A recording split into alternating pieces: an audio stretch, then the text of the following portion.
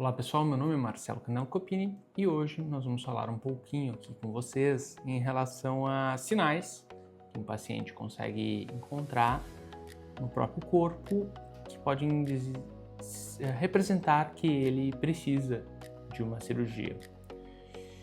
A gente tem algumas coisas que são simples, que são fáceis de serem abordadas, que são fáceis do paciente perceber no próprio corpo, que podem chamar bastante atenção para o paciente se ele tiver essa informação, se ele souber o que ele está tentando encontrar.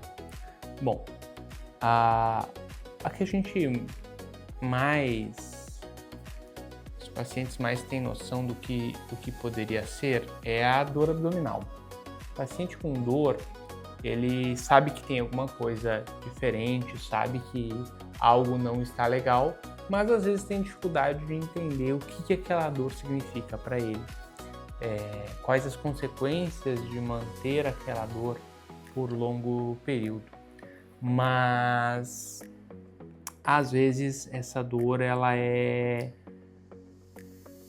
difícil de ser identificada pelo paciente, porque o paciente sente uma dor na barriga e ele não sabe exatamente o que aquela dor significa, o que ela representa. Então eu separei aqui pra gente algumas das principais dores que a gente consegue encontrar na barriga que tem alguma relação importante para o paciente.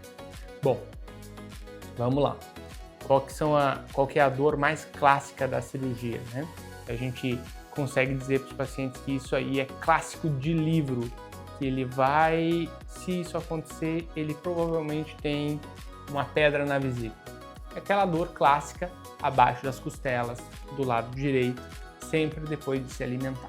O paciente que tem esses sintomas, né, que se alimenta e tem dor abdominal abaixo das costelas, pode sim ter uma pedra dentro da sua vesícula, às vezes mais de uma, inclusive. Como é que o paciente vai descobrir, de fato, essa pedra? Ele vai descobrir através de um exame de imagem, um ultrassom, uma tomografia, às vezes uma ressonância. Na maioria dos casos é o ultrassom mesmo que dá esse diagnóstico inicial da pedra na vesícula e através disso o próprio médico do posto de saúde pode acabar encaminhando o paciente para o cirurgião ou, enfim, o próprio cirurgião que acaba pedindo esses exames. Outra dor importante é aquela dor nas costas, né? O paciente tem dor nas costas e ele vai levando aquilo como muscular o resto da vida e vai tendo dores e dores e dores por longos períodos. Existem diversas causas de dores na lombar. Podem ser alterações na estrutura óssea do paciente, uma hérnia de disco, algo do tipo. Isso acaba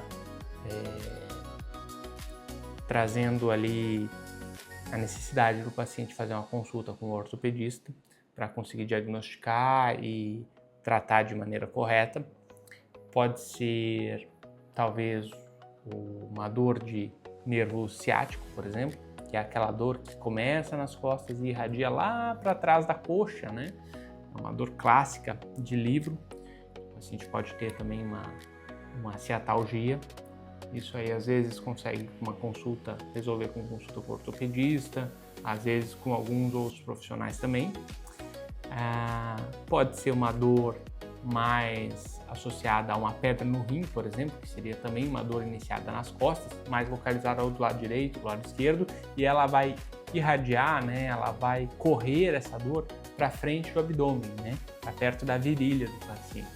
Isso aí é uma dor bem característica de uma dor de quem tem pedra nos rins. Além das dores, a gente tem a queimação, né? O paciente sente um desconforto, mas ele refere que não é exatamente uma dor, ela é mais uma queimação, geralmente aqui no meio do peito, às vezes na barriga. Isso é uma dor que a gente coloca como uma dor tradicional do paciente que tem gastrite, que tem refluxo. Para esses pacientes, geralmente é uma dor que ela piora depois de comer, né? O paciente se alimenta e depois de algum tempo, às vezes o paciente vai deitar ou toma um café, come uma comida um pouco mais apimentada, um pouco mais condimentada e sente bastante esse desconforto. Nesses casos é importante que o paciente identifique o que está acontecendo, né?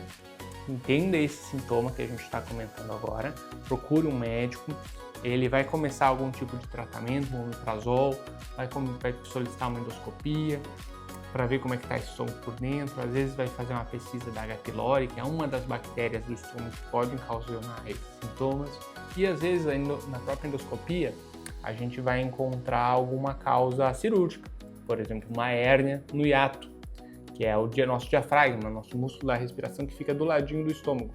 Às vezes essa hérnia pode angular as válvulas que a gente tem ali próximas do estômago e isso ocasiona refluxo. E a correção é apenas com cirurgia, pessoal.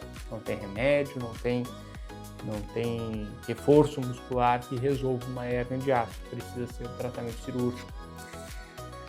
Bom,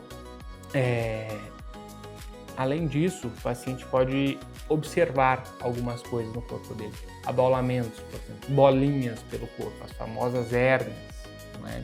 O paciente ele pode identificar que ele está apresentando uma hérniazinha e essa hérnia pode ser a causa das dores e os desconfortos que ele mesmo apresenta.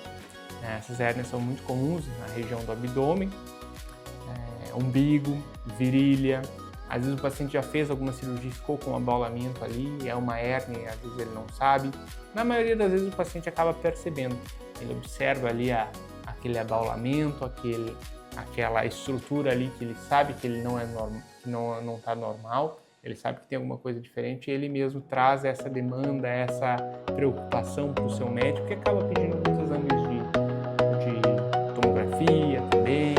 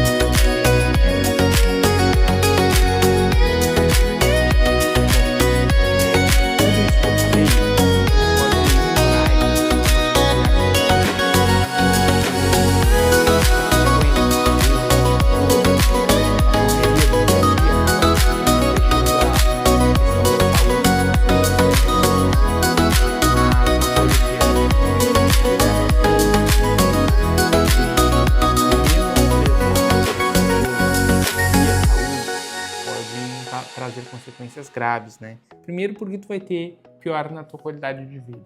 Tu vai passar, digamos assim, você tem uma refluxo. Aí você vai ficar empurrando com a barriga esse refluxo durante 5 anos. Usa um omeprazolzinho aqui, outro ali, o refluxo desaparece, volta, faz uma endoscopia, não vê muita coisa, começa de novo o omeprazol, faz um pouco de dieta, perde um pouco de peso, volta, o refluxo continua aí, e tu vai levando isso durante uns 5 anos. Você perdeu 5 anos de tempo de tratamento, 5 anos de terapia bem sucedida, 5 anos que você poderia estar sem esses sintomas. Isso é uma coisa séria, pessoal, isso é uma coisa muito importante, isso é uma perda de qualidade de vida que o paciente às vezes não consegue mensurar. Ele só vai ter essa percepção depois que ele terminar o tratamento. Quando o paciente faz o acompanhamento correto, o tratamento correto, após o final do tratamento, ele percebe o quanto tempo que ele ficou sofrendo e que não precisaria. E além disso, é claro, algumas patologias, como por exemplo pedras na vesícula, hérnias, o refluxo propriamente dito, a cirurgia vai se tornando mais difícil conforme o paciente vai postergando a cirurgia, o tratamento. Porque a vesícula ela vai inflamando e toda a região vai ficando mais complexa de ser abordada cirurgicamente. As hérnias elas vão aumentando, elas vão ficando mais difíceis de serem tratadas cirurgicamente. O refluxo vai ocasionando esofagite, vai inflamando a região, vai inflamando os pilares esofágicos. A cirurgia vai ficar mais difícil. Bariátrica também. Se o paciente já tem indicação de fazer bariátrica e posterga esse momento por medo da cirurgia, por receio, por, enfim, outros fatores da vida, correria da vida, acaba que o peso aumenta, o tempo passa e a cirurgia fica mais difícil. Bom, eu tenho diversos casos de pacientes que acabaram fazendo a cirurgia e tendo o retorno dessa qualidade de vida, e isso é uma coisa que me chamou muito a atenção, que eles costumam, mais de um paciente que me fala que percebeu essa perda de qualidade de vida que ele teve só depois que fez o tratamento correto. Então, pessoal, se esse é o seu caso, tenta pelo menos fazer uma consulta com o seu médico. Se não quiser consultar comigo, tudo bem, consulta com um colega, mas começa a fazer um tratamento, começa a fazer uma investigação, vê o que você pode fazer.